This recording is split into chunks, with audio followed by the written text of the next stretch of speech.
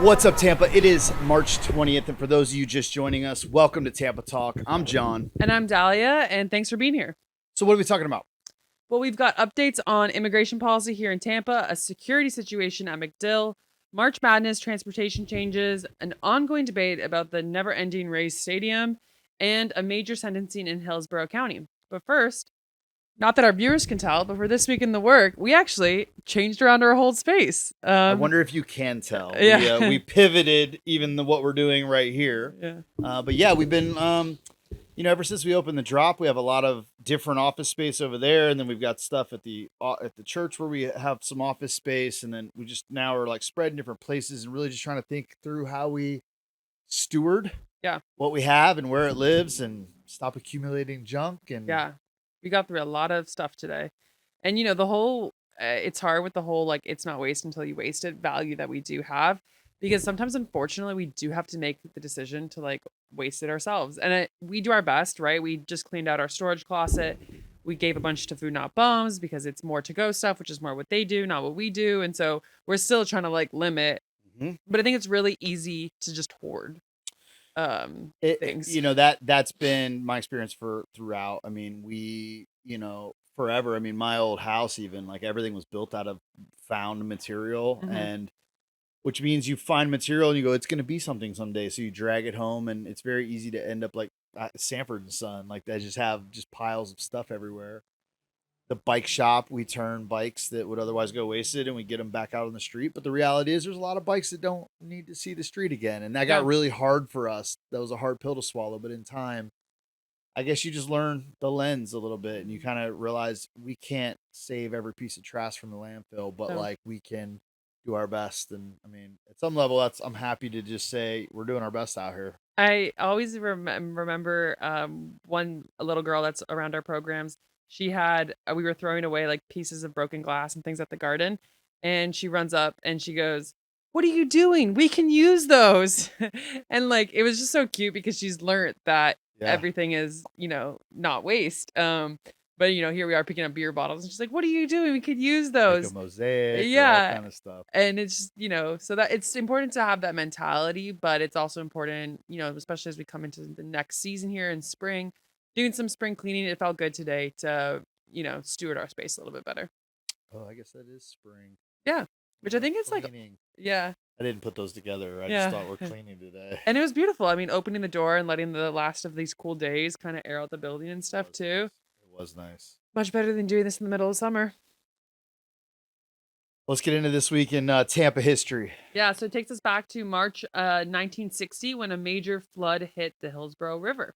So a multi-day deluge, such a good word, deluge in mid-March caused the river to burst its banks, and a levee failure at Lake Magdalene made things even worse. So the flooding led to a large-scale evacuation with nearly 8,000 people affected across Hillsborough County during that time. It's a reminder, man, like flooding sucks, and parts of Tampa have been vulnerable throughout time to heavy rain and flooding and are still very vulnerable. History. Yeah, exactly.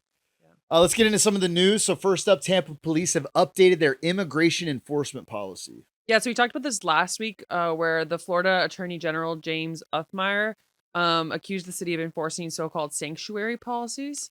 So under the previous guidelines, officers were restricted from doing broad immigration enforcement, things like checkpoints or workplace operations. And so the new policy removes those restrictions and instead points officers to follow state statutes, especially with dealing with victims or witnesses who may be in the country illegally. So that was like the big protection or sanctuary action, and that was happening. And so Mayor Jane Kasser responded by saying the city has no intention of violating state or federal law.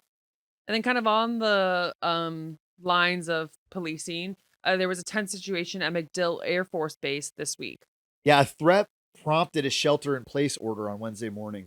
So families on base received alerts around 11 a.m. and the base clinic was evacuated out of caution. This comes less than 24 hours after the base had already raised its threat level to FP Con Charlie, which was following suspicious package investigation. And that level allows military officials to put additional security measures in place proactively. I want to say one more thing about that story because this really kind of shocked me. One time when I was visiting home in Toronto, Tampa was on the news as the second most likely place to receive a bomb threat in the United States. Oh. because of MacDill and because of like SOCOM, and I think there's even another com or Yeah, something yeah. happening over there. Central Command. I think it's Central Command and SOCOM are out of there. And that was just wild for me, like to be removed from the city in an international place and them talking about a place that I live in Yeah. as like this high threat area. It was just weird. It's just I don't think something we think about as Tampanians. Major military hub. Yeah, but we're a huge military hub, and apparently we're like second and third most likely places to get a bomb threat in the United, like a terrorist level threat.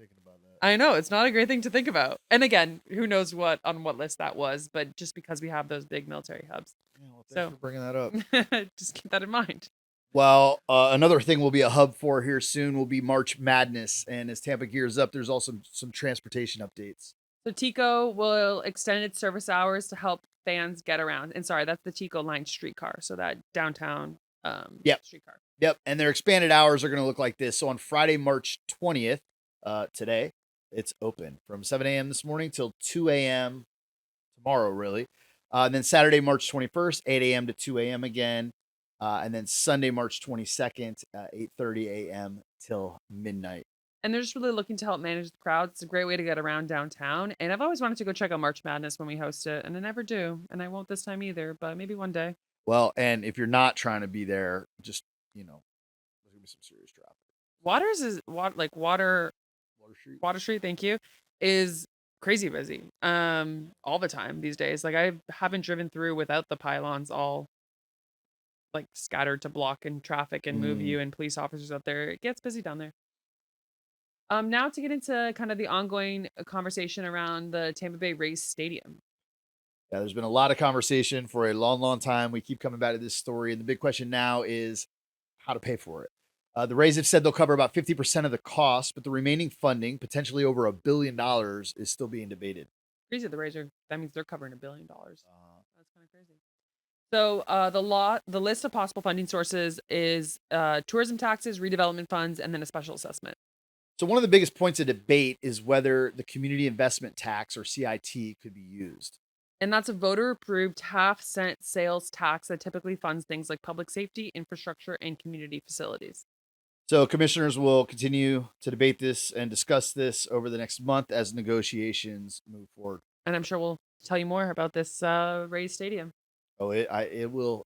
I feel like we'll be talking about this for. Oh yeah, is it ever going to exist? Is the question. We're going to be coming in here in our walker and be like, we're going to get a Rays Stadium, and people will go to the games. We swear. Yeah. Finally, a major sentencing out of Hillsborough County. Sorry, that's so bad. A Seffner man. This is not a funny story. A Seffner man has been sentenced to 2 life sentences plus 105 years for attempting to kill a Hillsborough County deputy. I'm always blown away by sentencing like that. We're like life times 2 plus 100 years, which just forever. It's just like, look, forever, Yeah. forever. Also, like, why is life only 25 years? Like, I feel like is that what it is? Yeah, is life that is a why 25-year sentence. That's misleading. It is misleading. It should be like 100-year sentence or something. So 2 life sentences is 50 years, and then 100. So it's 1, 2, 3, 4, 5, 6 life sentences. And I think the reason they do it like that is because, like, in theory, if you just had 1 life sentence, you could potentially get out. You know what I'm saying? Sooner than 25 years. But like getting 150 years means you might be getting out in 50 years. You know, like it's how they how they like what is it called? Appeal. That's how they appeal. The you know. System. Yeah. Well, this case actually goes back to January 2025 when deputies responded to a call involving a man who had attacked his grandmother. And then when deputies tried to stop him, he rammed a patrol vehicle, injuring both a deputy and a civilian employee. Then attempted to flee into the woods, but was eventually taken into custody. And so he was found guilty of multiple charges, including attempted murder of a law enforcement officer and aggravated battery. Sounds crazy. Not that, like, I'm glad nobody died, but to receive 150 years and you never even killed somebody. Yeah. Assuming that's how that story reads. Maybe you got to do a little bit more research into the case. But we'll get into some events happening around Tampa. So the Bay Area Renaissance Festival continues this weekend from 10 to 6 through March 29th in Dade City. Tickets are $28. And then tonight, March 20th, there will be Glow Putt-Putt at Sparkman Wharf from 6 to 10. It's a $10 experience with illuminated mini golf and a nice nighttime atmosphere. And then you've got Deep in the Crate Party, and that's Crate Krate because it's happening over at the Crate at the Grove, which is those shipping containers up in Wesley Chapel kind of area. And so that's going on from 4:30 to 11 tomorrow, Saturday, March 21st. Also tomorrow, Saturday, March 21st, is the Seafood and Wine Fest at the Tampa Bay Downs. It's going to be going on from 12 to 4. Tickets are $85, and it will include seafood, wine, and beer tastings, plus the usual racing program. Sounds awesome. I love being at the Downs. Do you go often or at all? I don't think I've ever been. Oh, you have to go. You'd love it. I've driven by a Yeah, million times. it's fantastic. Not to encourage gambling, but just to see the pretty horses. And then finally, Hibachi on the Lawn will be taking place March 24th at Armature Works from 6:30 to 8:30, and tickets are once again $85, featuring live hibachi cooking right in front of you. Nice. And then, as always, we're going to be out in the community. So for instance, we'll be at Harvest Hope Park this morning from 10:30 to 11:30, sharing groceries with the Kinship Mobile Free Market. And then we'll have a crew down at the Ybor Street Community Garden from 3 to 5 p.m. Just continue to invite you guys to, well, first of all, thank you so much for tuning in. Please comment on the show, rate the show, share the show. Please help us kind of spread the word about what we're doing here with Tampa Talk. You can always just use tampatalk.xyz to go straight to the Spotify link that'll have the video. And if you want to get subscribed, so this comes right into your inbox, kind of as a newsletter with a link to the podcast every Friday morning at 6 a.m. It's wordonthestreets.xyz to subscribe. All right. Well, that's what we're talking about, everyone. Thank you for joining us. Until next time. Y'all be good.